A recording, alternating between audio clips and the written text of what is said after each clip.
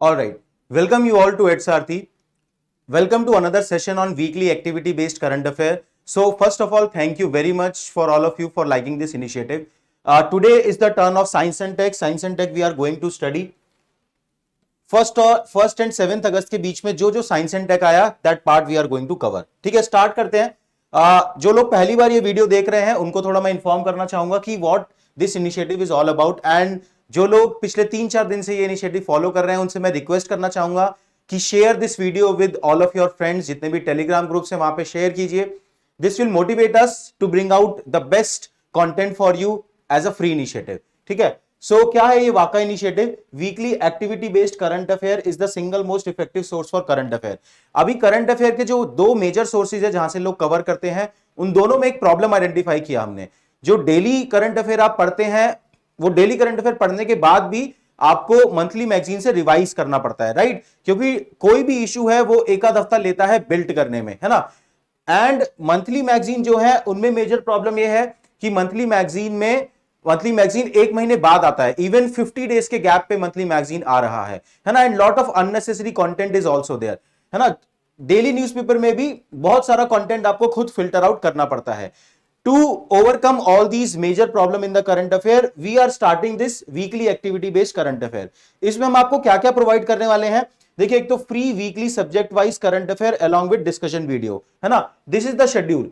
तो मंडे को environment and security, Tuesday को पॉलिटी एंड गवर्नेंस, वेंसडे को सोसाइटी एंड कल्चर, थर्सडे आज होगा science and tech, and Friday's economy. तो हर दिन लगभग 3 से 4 बजे तक हमारे यूट्यूब चैनल पे एक वीडियो अपलोड हो जाया करेगा. एंड उसके साथ साथ द सेकंड थिंग इज, देखिए, अगर इन वीडियो के साथ साथ आप इनका पीपीटी भी डाउनलोड करना चाहते हैं तो उसके लिए लिंक नीचे डिस्क्रिप्शन बॉक्स में है, वहां से आप पीपीटी डाउनलोड कर सकते हैं. ठीक है, then further we are going to start, क्योंकि इसका नाम है activity, weekly activity based current affair. क्या एक्टिविटी हम करेंगे? Daily question answer writing practice with model answer and MCQ, है ना. तो प्रीलिम्स के क्वेश्चन और मेंस के question based on these current affair we will be starting next week, है ना. That will be the activity. इसके साथ साथ एक और चीज हम इसमें ऐड कर रहे हैं, है ना, क्वार्टरली रिवीजन. सारा कॉम्प्रिहेंसिव सॉल्यूशन करंट अफेयर के पीछे एडसारथी हाथ धो के पड़ गया है, उसका एक परफेक्ट सॉल्यूशन हम आपको प्रोवाइड करने वाले हैं, है ना. तो क्वार्टरली रिवीजन का क्या मतलब है? देखो, आपने डेली बेसिस पे ये वीडियो देखा, जाके इसका पीडीएफ रिवाइज कर लिया एक बार पोर्टल पे से डाउनलोड करके. उसके बाद इंस्टेड ऑफ मंथली, है ना, क्योंकि मंथली में अननेसेसरी कंटेंट बहुत आ जा रहा है ना, हम हर 3 महीने में एवरी क्वार्टर एक मैगजीन रिलीज करेंगे जिसके अंदर एक पूरे वीकली करंट अफेयर को और स्ट्रीमलाइन करके आपको कंटेंट प्रोवाइड किया जाएगा. तो क्वार्टरली बेसिस पे you can do the revision. क्योंकि पीटी 365 में भी एक प्रॉब्लम है, हमने सारी चीजें एनालाइज की कि क्या क्या मेजर प्रॉब्लम है करंट अफेयर में. पीटी 365 में ये मेजर प्रॉब्लम है कि वो बिल्कुल आखिरी में आता है, मार्च अप्रैल में जाके आएगा जब एग्जाम में 1-1.5 महीना बचा होगा. तो रिवीजन कैसे करे इंसान, है ना. So that is why we are bringing this quarterly revision magazine, है ना. तो एक क्वार्टर का आप जाके 3 महीने बाद रिवाइज कर सकते हैं. 3-3 महीने बाद एंड में आपके पास 4 मैगजीन होंगी रिवाइज करने के लिए, बस. That is it for each subject. ठीक है, स्टार्ट करते हैं आगे. फिर आज के सेशन पे आते हैं. इन द न्यूज क्या क्या चीजें थी साइंस एंड टेक में? एक तो ओशियन थर्मल एनर्जी कन्वर्जन, ये हम पढ़ेंगे क्या ओशियन थर्मल एनर्जी है ना. Anti tank guided missile, African swine fever, MiG-21, responsible artificial intelligence, different military exercises, alpha fold, very good initiative, very very important, molecular motor, Chandler wobble, Hellfire R9X missile, TB and biomining. These are the things which were there in the news in the 1st to 7th August period. ठीक है, देखते हैं क्या क्या चीज है. सबसे पहले ओशियन थर्मल एनर्जी. देखिए, एक यूपीएससी, अगर आप प्रीलिम्स और मेंस दोनों में बात करोगे ना, टॉपिक की इंपॉर्टेंस, आप सभी ने मुझे सजेशन दिया था कि टॉपिक की इंपॉर्टेंस भी थोड़ा सा हम ऐड कर सकते हैं. आप देखेंगे ऑल्टरनेटिव एनर्जी एक टॉपिक है आपका. Alternative to what? Fossil fuel energy. हमने आईएनडीसी भी पढ़े थे, वहां पे हमने देखा था कि fossil fuel, non fossil fuel से जो एनर्जी जनरेशन है उसको इंडिया बढ़ाना चाहता है. तो जो ऑल्टरनेटिव एनर्जीज हैं इस पे यूपीएससी प्रीलिम्स और मेंस दोनों में फोकस करता है. तो ये जो ओशियन थर्मल एनर्जी है, it is a kind of alternative energy, मतलब non fossil fuel based energy. क्या होता है ओशियन थर्मल एनर्जी में? देखिए, मान लीजिए ये आपका ओशियन है ना. ये ओशियन मान लेते हैं, इसको मैं डेप्थ में बोल रहा हूं. ये टॉप लेयर है, ठीक है, ये बॉटम लेयर है. इसमें क्या होता है कि जो टॉप लेयर है वहां पे टेम्परेचर थोड़ा हाई होता है और जो बॉटम लेयर है वहां पे टेम्परेचर होता है लो. तो ये जो थर्मल डिफरेंस है, टेम्परेचर का डिफरेंस है, between the top and bottom layer of the ocean, इसके थर्मल डिफरेंस को यूज करके एनर्जी प्रोड्यूस की जा रही है, उसको बोल रहे हैं ओशियन थर्मल एनर्जी। ये समझ में आया? अब ये जो एनर्जी है वो किस तरीके से प्रोड्यूस की जा रही है, देखो सिंपल सा रूल है। मैं आपको एक बेसिक बता देता हूं एनर्जी प्रोड्यूस करने का। एनर्जी प्रोड्यूस करने का एक बेसिक बता देता हूं मैं आपको। कोई भी किसी भी तरीके की एनर्जी प्रोड्यूस हो रही है, मैक्सिमम इसी तरीके से फिनोमेना फॉलो कर रहा है। काफी सारी एनर्जी में क्या होता है, उसमें एक लिक्विड होगा, कोई भी लिक्विड हो सकता है ना, सोडियम भी हो सकता है, वाटर भी हो सकता है, any liquid will be there, है ना। और उस लिक्विड में, एक सेकेंड, उस लिक्विड में क्या होने वाला है, कहीं ना कहीं से उस लिक्विड को टेम्परेचर प्रोवाइड किया जाएगा। बेसिक बता रहा हूं बिल्कुल, उस लिक्विड को टेम्परेचर प्रोवाइड किया जाएगा और वो जो टेम्परेचर है उस लिक्विड को वेपर में कन्वर्ट कर देगा, है ना। और जो वो वेपर है वहां पे एक लगा देंगे टरबाइन, वो टरबाइन रोटेट होगा थ्रू दोज वेपर, है ना। वो वेपर टरबाइन को रोटेट करेंगे और टरबाइन को रोटेट करने के बाद वो वेपर वापस लिक्विड बन जाएंगे। ये हुआ इवेपोरेशन, यहां पे हुआ कंडेंसेशन। समझ में आ रहा है? ये पूरी साइकिल रोटेट करती है किसी भी तरीके की एनर्जी प्रोडक्शन में, किसी भी तरीके में भी, मतलब कोल थर्मल में भी यही है ना, उसके बाद आपका ओशन थर्मल में भी यही है। तो ये बेसिक फिनोमिना है। लिक्विड लिया, है ना, उसे हीट किया किसी तरीके से, है ना, जिसमें वेपर बनाया। देखो यहां पे और क्लीन डायग्राम बनाया तो समझाने के लिए, देखो लिक्विड है, लिक्विड को हमने हीट किया किसी भी तरीके से, हीट डाली सिस्टम में। अब हीट कोल को जला के डाल लो या फिर जो थर्मल डिफरेंस है ओशन लेयर के बीच में, वहां से हीट आ जाएगी, है ना। वो वेपराइज हो गए, वेपर बन के उन्होंने टरबाइन को रोटेट किया, टरबाइन रोटेट किया और वो वापस से जाके लिक्विड बन गया, जो लिक्विड जो वेपर था, है ना। तो यहां पे हुआ इवेपोरेशन और यहां पे हुआ कंडेंसेशन। समझ में आ गया बेसिक प्रोसेस? तो कहीं भी आप एक्सप्लेन कर सकते हो। तो ओशन थर्मल एनर्जी में भी यही होने वाला है। जो टॉप लेयर है और जो बॉटम लेयर है ना, टॉप लेयर की हीट यूज करेंगे इवेपोरेशन के लिए और बॉटम लेयर का जो टेम्परेचर है उसे यूज करेंगे कंडेंसेशन के लिए, और टरबाइन घूमेगा और एनर्जी प्रोड्यूस होगी। समझ में आया टॉपिक? ठीक है। अब क्या बेसिक चीज है यहां पे, क्या क्या है, देखिए national institute of ocean technology एक ऑटोनॉमस इंस्टीट्यूट है under ministry of earth science, है ना। इन्होंने एस्टैब्लिश किया है पहला ओटीसी प्लांट इन कावरती, पहला नहीं है सॉरी, है ना, एक और प्लांट है हमारा, ये विंजिंजम में है ना। तो ओटीसी प्लांट कावरती में एस्टैब्लिश किया है। क्या है ocean thermal energy conversion plant? ये मैंने आपको बता दिया। It is the process for producing energy by harnessing the temperature difference between thermal gradient, जो कि ओशन की सरफेस वाटर और डीप ओशन वाटर में थर्मल डिफरेंस है, वहां से हम उसको एक्सट्रैक्ट कर रहे हैं, है ना। टेम्परेचर डिफरेंस जो है वो एटलीस्ट 25 डिग्री सेल्सियस होना चाहिए। This is the key point, at least 25 degree Celsius temperature difference should be there between the top layer and the bottom layer. Next है, ये मैंने प्रोसेस आपको बताया कि जो वार्म सरफेस वाटर है ना, उसको हम पंप करते हैं और जो लिक्विड है उसे हम इवेपोरेट करते हैं, वेपर बनते हैं, टरबाइन घूमता है और उसके बाद जो बॉटम वाला वाटर है ना, उसको एज अ कंडेंसर यूज करके, कोल्ड ओशन वाटर को एज अ कंडेंसर यूज करके वापस वाटर बना देते हैं, ठीक है ना। चैलेंजेस क्या है इस पूरे प्रोसेस में? एक तो ऑब्वियस सी बात है, इतना बड़ा अगर प्लांट कहीं पे लगने वाला है तो वेस्ट जनरेट होगा, है ना। एल्गे का इशू आ सकता है, micro organism plant, bio falling, smell वगैरह का इशू आ सकता है, कैपिटल इंटेंसिव है, बहुत ज्यादा पैसा लगेगा स्टार्टिंग में, हैबिटेट डिसरप्शन है, मतलब फिशरीज को हार्म कर सकता है, जो पूरा ओशन इकोसिस्टम है उसको आप डिस्ट्रॉय कर सकते हो। All these are the challenges related to ocean thermal energy conversion, ठीक है। चलें आगे चलें। एंटी टैंक गाइडेड मिसाइल, ये क्यों न्यूज में था? Recently, DRDO has successfully test fired indigenously developed laser guided anti-tank guided missile ATGM, है ना। देखो दो तरीके की मिसाइल होती है, मैं आपको बताता हूं, सिंपल बेसिक बताऊंगा बिल्कुल, तभी आपको याद रहेगा। एक होता है गाइडेड मिसाइल, एक रेगुलर मिसाइल, नॉर्मल मिसाइल आप बोल सकते हो, है ना। मान लो कि ये टारगेट है आपका, समझना जरा, ये टारगेट है और ये टारगेट हो गया, ऐसे लिख लेते हैं, और लेट से यहां पे आपकी मिसाइल है, ठीक है।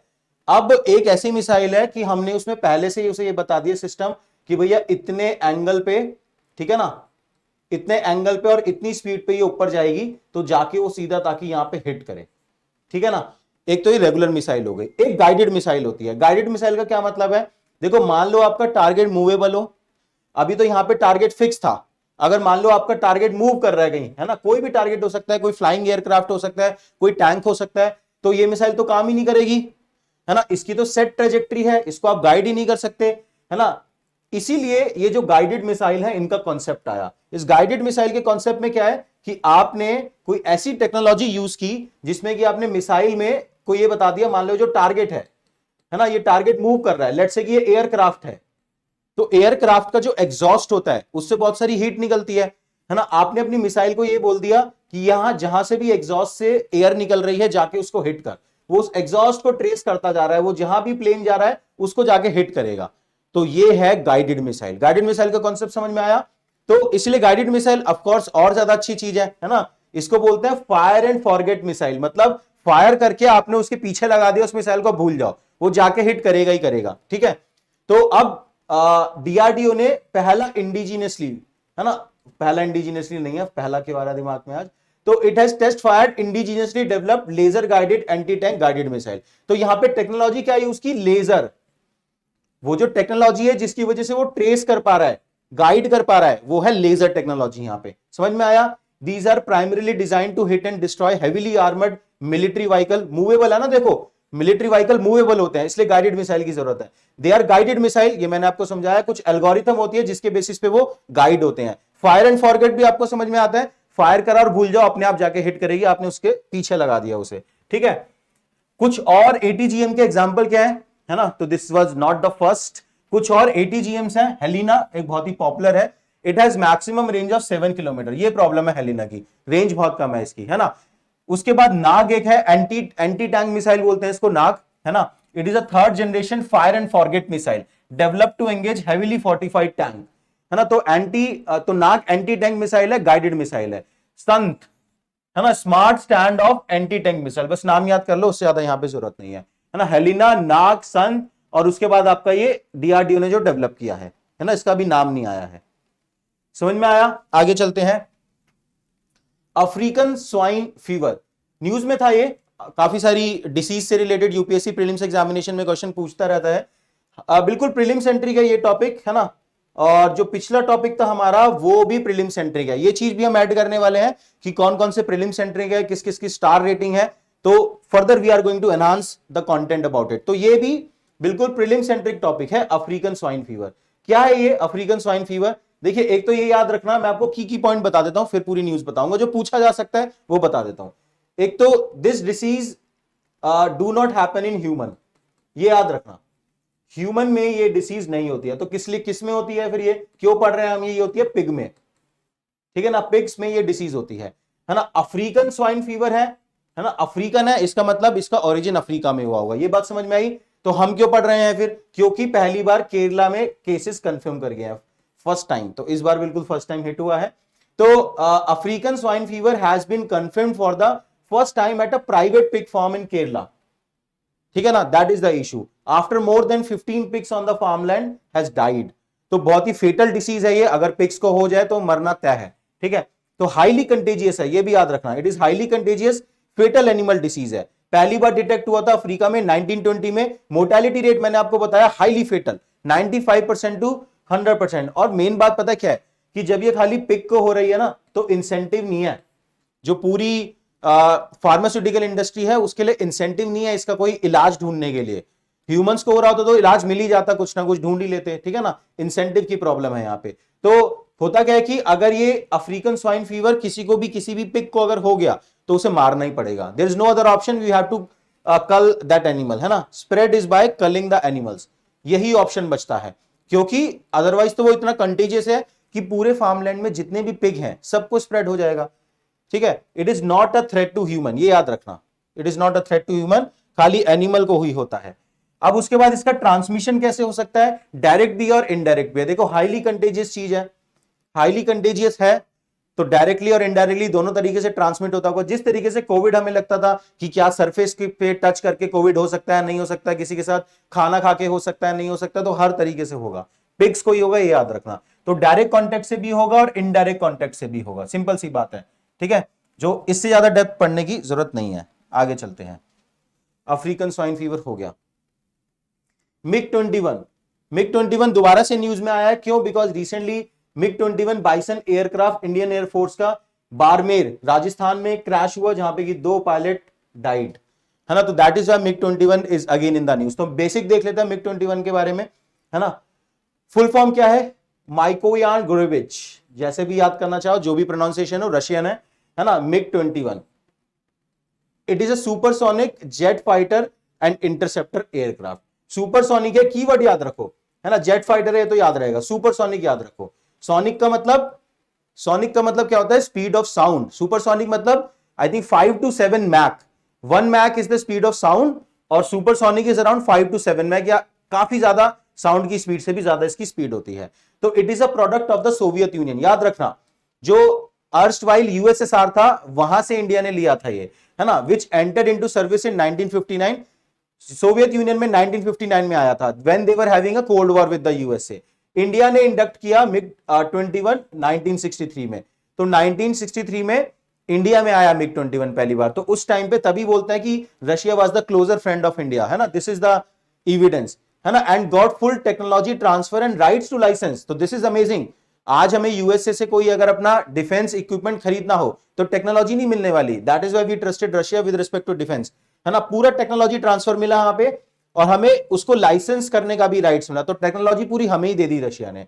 तो Russia stop producing the aircraft in 1985। This is interesting, उन्होंने खुद 1985 के बाद ये बनाना बंद कर दिया, ठीक है ना। जबकि India continued operating the upgraded variant. India कह रहा है कि हम, अब हमारे पास टेक्नोलॉजी है, हमारी रिक्वायरमेंट है, हम इसको अपग्रेड करके यूज करते रहेंगे, है ना। अब हाई रेट ऑफ एक्सीडेंट है, आपने सभी ने रंग दे बसंती मूवी देखी होगी, उसमें भी मिग 21 का ही इशू था। तो हाई रेट ऑफ एक्सीडेंट रहता है मिग 21 में, इसी वजह से इसे बोलते हैं फ्लाइंग कॉफिन। नाम देखो कैसा है, फ्लाइंग कॉफिन। अब इसमें इशू क्या है, मैं ये बताता हूं आपको कि मिग 21 में इशू क्या है, क्यों मिग 21 से इतने ज्यादा एक्सीडेंट होते हैं। देखिए, मिग 21 में होता है एक ही इंजन, ये है इशू। मिग 21 में एक ही इंजन है। अगर मान लो जो भी पायलट है वो एयरक्राफ्ट उड़ा रहा है और वो इंजन अगर शट डाउन हो गया किसी भी कारण की वजह से, है ना, तो अगर मान लो कि वो एक मिनिमम हाइट से नीचे है तो वो डेथ सर्टेन है। द थिंग इज कि उसको रीस्टार्ट करने में, जो वो सिंगल इंजन अगर शट डाउन हो गया किसी भी कारण से, उसी को आपको रीस्टार्ट करना पड़ेगा और it will take some time, है ना, और उतने टाइम में वो एयरक्राफ्ट नीचे हिट कर जाएगा, है ना। सॉल्यूशन ये है कि दो इंजन हो, अगर एक इंजन शट डाउन हो गया तो दूसरे पे पावर ट्रांसफर हो गए तुरंत, दिस इज द सॉल्यूशन। तो सिंगल इंजन है, ये मेजर प्रॉब्लम है, ठीक है। तो अगर इंजन बंद हो गया तो कूदना ही पड़ेगा, ठीक है। आगे बढ़े, मिग 21 हो गया। अब ये कुछ छोटे छोटे न्यूज थे साइंस एंड टेक के। Responsible AI for youth 2022। Artificial intelligence, देखिए आर्टिफिशियल इंटेलिजेंस एक simulation of the human intelligence by the computers. Simple simple definition याद रखोगे ना, एग्जाम में प्रोड्यूस भी कर पाओगे। तो artificial intelligence is simulation of human intelligence by the computer and the machine, simple. तो अब एआई जो है, एआई के बहुत सारे पॉजिटिव हैं। अगेन पॉजिटिव तो वेरी वेल अंडरस्टूड है ना, कि जो भी डिसीजन मेकिंग है वो बिल्कुल स्ट्रीमलाइन हो जाएगी, लोगों की रिक्वायरमेंट कम पड़ेगी। जितने भी हाई प्रोसेसिंग कंप्यूटर है जहां पे कि मैक्रो डेटा हम एनालाइज कर रहे हैं, है ना, उन सारी चीजों में हमें हेल्प मिलने वाला है। लेकिन नेगेटिव भी है एआई के, है ना, एआई के मल्टीपल नेगेटिव है, काफी जगह मिसयूज किया जा सकता है एआई का। इसीलिए ये इनिशिएटिव शुरू किया गया, रिस्पॉन्सिबल एआई फॉर यूथ 2022। मतलब जितना भी हमारा यूथ है जो आगे आके मे बी 15 से 20 साल में एआई बहुत ज्यादा यूज करने वाला है, तो अभी से उसका एक एथिकल फ्रेमवर्क बनाया जाए, रिस्पॉन्सिबल एआई फॉर यूथ 2022, बस इतना है। तो नेशनल ई गवर्नेंस डिवीजन जो है माइटी की, मिनिस्ट्री ऑफ इलेक्ट्रॉनिक्स के अंदर ये जो डिवीजन है, they are collaborating with Intel India, है ना, प्राइवेट का कोलैबोरेशन तो चाहिए because they are majorly developing this tech, है ना। They launch the responsible AI for youth programme, बस इतना ही याद रखना मेन है, जिस्ट याद रखो। ऑब्जेक्टिव प्रोग्राम का सिंपल है कि जो भी एआई रिलेटेड स्किल है, एआई रिलेटेड एथिक्स है, एआई रिलेटेड नॉलेज है, एआई रिलेटेड ट्रेनिंग है, वो हम अपने यूथ को प्रोवाइड करें। सिंपल सा ऑब्जेक्टिव है, नाम याद रखो, मिनिस्ट्री याद रखो और जिस्ट याद रखो, बस इससे ज्यादा इंपॉर्टेंट है नहीं। याद रखना, it is open to all school student studying in classes across India. तो स्टूडेंट के लिए है ना, जो भी इंडिया के स्कूल्स में स्टूडेंट पढ़ रहे हैं सबके लिए ओपन है ये। अब ये कुछ मिलिट्री एक्सरसाइजेज हैं, है ना, बिल्कुल प्रीलिम सेंट्रिक हैं ये। क्या क्या मिलिट्री एक्सरसाइजेज हैं? एक है अल नजा 4, नाम याद करो, किसके बीच में ये याद करो, अल नजा 4 ओमान के साथ है, आर्मी की एक्सरसाइज है, इंडिया एंड ओमान, है ना। फिर एक्सरसाइज है विनबैक्स। विनबैक्स में क्या है, नाम से थोड़ा पता लग रहा है, वियतनाम और इंडिया, है ना। तो bilateral army exercise VINBAX between India and Vietnam. उसके बाद पिच ब्लैक। पिच ब्लैक कैसे याद रखोगे, देखिए ऑस्ट्रेलिया में क्रिकेट बहुत खेला जाता है, ऑस्ट्रेलिया में क्रिकेट बहुत खेला जाता है और क्रिकेट में पिच होती है, तो this is how you can remember this name, pitch black. तो बाइनिनियल मल्टीनेशनल एक्सरसाइज है, ये की पॉइंट है। It is biennial and multinational, multiple nations are participating in it, है ना। रॉयल ऑस्ट्रेलियन एयरफोर्स कंडक्ट करती है, तो एयरफोर्स की है ये, जिसका इंडिया भी पार्ट है। ठीक है, समझ में आया। पिच ब्लैक, विनबैक्स, अल नजा, डन। आगे चलते हैं आप। अल्फा फोल्ड, ये अल्फा फोल्ड क्या है? बस एक प्रीलिम्स एग्जामिनेशन में पूछा जा सकता है, ये मेंस में भी आप यूज कर सकते हो इसको एआई के एप्लीकेशन में। It is the application of AI, artificial intelligence का एप्लीकेशन है ये, है ना। क्या है ये कि it is a tool, AI tool which is developed by DeepMind technology, एक प्राइवेट कंपनी है, उसने ये डेवलप किया है। That has predicted and publish the structure of nearly all proteins, जो प्रोटीन्स होते हैं which are the basic building block, है ना, आपकी बॉडी के अंदर। ये जो प्रोटीन्स है, इनके स्ट्रक्चर प्रेडिक्ट करने के बहुत सारे फायदे हो सकते हैं, है ना। कोई नई नई डिसीज का सॉल्यूशन मिल सकता है ना, कोई नए मे बी न्यूट्रिशन प्रोवाइड करने के अलग अलग तरीके मिल सकते हैं। तो ह्यूमन बॉडी को बेटर अंडरस्टैंड कर सकते हैं if we can better understand the proteins. तो ये जो प्रोटीन्स हैं, इनके जो स्ट्रक्चर है, उनको प्रिडिक्ट करने के लिए ये अल्फा फोल्ड आया है। तो एआई की एप्लीकेशन आ गई हेल्थ सेक्टर में। समझ में आ रहा है कैसे याद करना होता है? एआई का एप्लीकेशन हेल्थ सेक्टर में अल्फा फोल्ड, जहां पे कि हमने क्या किया है, predict and publish the structure of the major proteins, nearly all protein, sorry nearly all protein को यूज किया जा रहा है। समझ में आया? प्रोटीन का बेसिक सिंपल है, it is commonly referred to as building block of life, है ना। डिफरेंट डिफरेंट अमीनो एसिड होते हैं प्रोटीन के अंदर। अब ये जो रिसर्चर है, उनको क्या फायदा होगा अल्फा फोल्ड से, वो मैंने आपको बता दिया। अगर प्रोटीन का स्ट्रक्चर आपको पता लग गया तो नई नई डिसीज का सॉल्यूशन मिल सकता है, ठीक है ना। आगे चलते हैं। मॉलिक्यूलर मोटर, ये भी बिल्कुल प्रीलिम सेंट्रिक टॉपिक है, मेंस में कोई स्कोप नहीं इसका। मॉलिक्यूलर मोटर क्या है? देखिए पहले देख लेते हैं ये मॉलिक्यूलर मोटर होता क्या है। जो भी आपका सेल है, आपकी जो बेसिक बॉडी वर्क कर रही है, उसके अंदर डिफरेंट डिफरेंट सेल्स हैं। सेल्स का जो इंट्रा सेल्यूलर एक्टिविटी है, मतलब सेल के अंदर क्या एक्टिविटी चल रही है, वो जो एक्टिविटी है उसमें क्या होता है, इट कन्वर्ट्स केमिकल एनर्जी, जो प्रोटीन्स वगैरह है उनको कन्वर्ट करते हैं मैकेनिकल एनर्जी में for the basic functioning of the body. समझ में आ रहा है कि सेल के अंदर क्या एक्टिविटी चल रही है। अब ये जो केमिकल एनर्जी का कन्वर्जन मैकेनिकल एनर्जी में हो रहा है विद इन द सेल, इसको करता है molecular motor. It is a class of protein जो कि इस एक्टिविटी को एग्जीक्यूट करा रहा है। समझ में आ गया, है ना। This is molecular motor. तो this news is about this only कि रिसेंटली साइंटिस्ट ने एक मॉलिक्यूलर स्केल की मोटर इसी तरीके से डीएनए ऑरिगेमी मेथड के थ्रू बिल्ड की है। तो बस अगर ज्यादा ज्यादा प्रीलिम्स में आएगा तो ये आएगा कि मॉलिक्यूलर मोटर क्या होता है ना। It is a class of protein, याद रखना, जो कि इंट्रासेल्यूलर कन्वर्जन चल रहा है केमिकल एनर्जी का मैकेनिकल एनर्जी में, वो रोल है इसका। डन। आगे देखते हैं। टीबी, ट्यूबरक्लोसिस, कुछ कुछ मेजर चीजें देख लेते हैं। टीबी के बारे में ऑलरेडी आपको काफी चीजें पता होंगी। टीबी कैसे होता है? It is caused by a bacterium, एक तो बैक्टीरियम डिसीज है, याद रखना। क्या नाम है? Mycobacterium tuberculosis. इस बैक्टीरिया की वजह से टीबी होता है ना। इट इज कम्युनिकेबल डिसीज, ये आपको पता है कि टीबी में बोलते हैं कि खांसो मत, कफ जो आपका है उसके थ्रू, स्नीज करने के थ्रू, ये सब चीजें, droplets from cough and sneezes by infected person, उससे टीबी स्प्रेड होता है। कम्युनिकेबल डिसीज है ना, spread from person to person through the air. अब गवर्नमेंट ने क्या किया है, क्योंकि टीबी के पीछे काफी टाइम से गवर्नमेंट लगा हुआ है, तो इंडिया ने अपने जो टीबी एलिमिनेशन का विजन है उसको और ज्यादा एनहांस कर दिया है। जैसे आईएनडीसी को एनहांस किया था ना, ऐसे ही। तो we want to eliminate TB by 2025, जबकि ग्लोबल टारगेट क्या है जो डब्ल्यूएचओ ने दिया है टीबी एलिमिनेशन का, वो है 2030। तो हम कह रहे हैं ग्लोबल टारगेट से पहले हम टीबी एलिमिनेट कर देंगे। दिस इज द न्यूज, है ना। अब क्या क्या स्टेप ले रखे हैं गवर्नमेंट ने इस टारगेट को अचीव करने के लिए? एक तो नेशनल स्ट्रैटेजिक प्लान है टीबी एलिमिनेशन के लिए, जो 2017 से शुरू किया था, टिल 2025 जाएगा वो, तो स्ट्रैटेजिक प्लान हो चुका है। फिर एक नेशनल टीबी एलिमिनेशन प्रोग्राम है ना, जो कि एक सेंट्रली स्पॉन्सर्ड स्कीम है, और टीबी हारेगा देश जीतेगा कैंपेन है। मतलब अवेयरनेस कैंपेन है, टीबी हारेगा देश जीतेगा, और एक आपका स्ट्रैटेजिक मैक्रो प्लान हो गया, एक इंडिविजुअल प्लान हो गया, ठीक है ना। ये प्लान हो गया, ये प्रोग्राम हो गया, और उसके बाद अवेयरनेस कैंपेन हो गई। समझ में आया? ये देखते हैं आप क्या है नेक्स्ट न्यूज। बायोमाइनिंग। बायोमाइनिंग क्या होता है? देखिए, एक गार्बेज है, let's imagine it this way, simple तरीके से देखते हैं। एक गार्बेज है, उस गार्बेज के अंदर बहुत सारी चीजें हैं।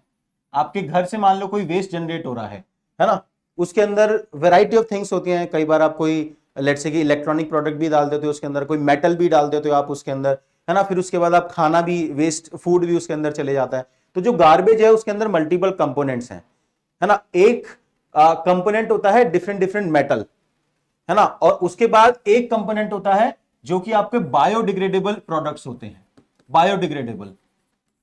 तो जो भी गार्बेज है, अगर उसमें से हम जो बायोडिग्रेडेबल प्रोडक्ट्स हैं किसी नेचुरल प्रोसेस के थ्रू, नेचुरल प्रोसेस मतलब कोई बैक्टीरिया यूज करके, माइक्रो ऑर्गेनिज्म यूज करके, एयर यूज करके, सनलाइट यूज करके उस बायोडिग्रेडेबल मटेरियल को डिग्रेड कर दें और फिर उसके अंदर बचे मेटल, तो उसको बोलते हैं बायो माइनिंग।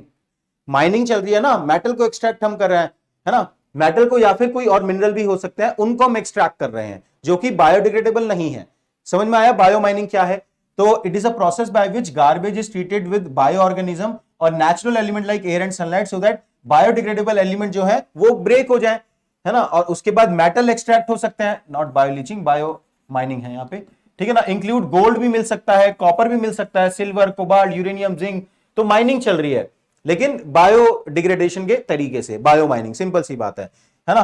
तो according to recent report at Ghazipur dump site, जो दिल्ली में गाजीपुर फेमस डंप साइट है, पहाड़ बन रखा है बहुत बड़ा, legacy waste that is bio mind is only 6.86% of the total, मतलब जो बायो माइनिंग है वो बहुत ही लो लेवल पे हो रही है, ओनली 6.86% से ही हमने बायो माइंड किया है। तो इतना सारा वेस्ट अभी पेंडिंग है जहां से हम बायो माइनिंग कर सकते हैं, ठीक है।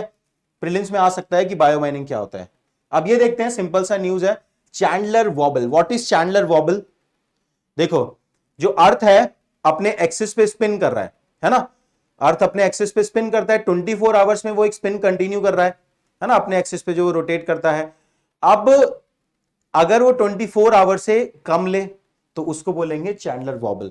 वॉबलिंग समझते हैं ना आप क्या होती है? इंग्लिश वर्ड है वॉबलिंग। कोई भी चीज अगर रोटेट करिए थोड़ा वॉबल हो जाता है। आप गाड़ी चलाते हैं थोड़ी, अगर आप गाड़ी यूं चला रहे हैं, लेट से अगर आप गाड़ी यूं चलाते हैं तो अगर थोड़ा ऐसा मूवमेंट हो जाए तो हम बोलते हैं कार वॉबल कर गई, ठीक है ना।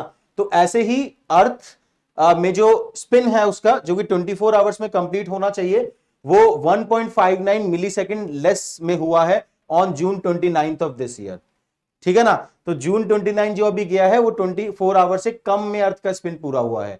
तो क्यों हुआ है? साइंटिस्ट उसको अभी स्टडी कर रहे हैं, बट उसको नाम दिया गया है चैंडलर वॉबल, ये याद रखना, ठीक है ना। ऑलराइट, आगे चलते हैं। हेलफायर R9X मिसाइल, क्या मिसाइल है ये? It was used by US for a drone strike. तो क्या है ये, मैं बताता हूं आपको। यूएस ने बनाई ये मिसाइल, नाम क्या है इसका? Hellfire R9X missile. ये एक ऐसा मिसाइल है जिसके ऊपर कोई वॉर हेड नहीं है, मतलब आपने एक मिसाइल फेंक के मारा और उसके ऊपर कोई वॉर हेड नहीं है ना, मतलब कोई न्यूक्लियर नहीं है, कोई बॉम्ब नहीं है उसके अंदर जो जाके ब्लास्ट होगा। It is such a missile जिसपे लगे हैं ब्लेड, खतरनाक ब्लेड, रेजर शार्प ब्लेड। वो जाएंगे स्ट्रक्चर के अंदर और वो ब्लेड सारी जो ड्रोन है उसे किल कर देंगे। तो blade is the thing which is utilize in this Hellfire R9X missile. इसका फायदा क्या है? सोच के देखो फायदा क्या है। RDX नहीं होगा ना इसके अंदर, डिटेक्ट नहीं किया जा सकता, ठीक है। तो it is also known as the ninja missile, ninja missile भी बोलते हैं उसको। This weapon does not carry a warhead, instead it deploy razor sharp blade at the terminal stage, ठीक है ना। तो ब्लेड होते हैं वो कट कर देते हैं, दैट इज इट, यही समझाया इसमें। तो हेलफायर R9X मिसाइल, R9X लिखा है लेकिन RDX नहीं है। अब याद हो गया ना, अब अपने आप याद रहेगा।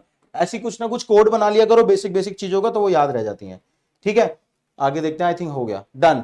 So all these are the running courses at EdSarthi, Atmanirbhar 2023 prelims का mains foundation programme we are starting, batch 3 है, ऑन डिमांड कोर्स है जिसको हम 3 फेज में कंप्लीट करेंगे टिल मेंस 2023 एग्जामिनेशन, है ना। इस प्राइस में you can join this course, 10% off is also there, you can utilize this code. Basic feature आपको पता है, वीडियो आप चेक कर सकते हैं यूट्यूब चैनल में। We are starting on 29 of August.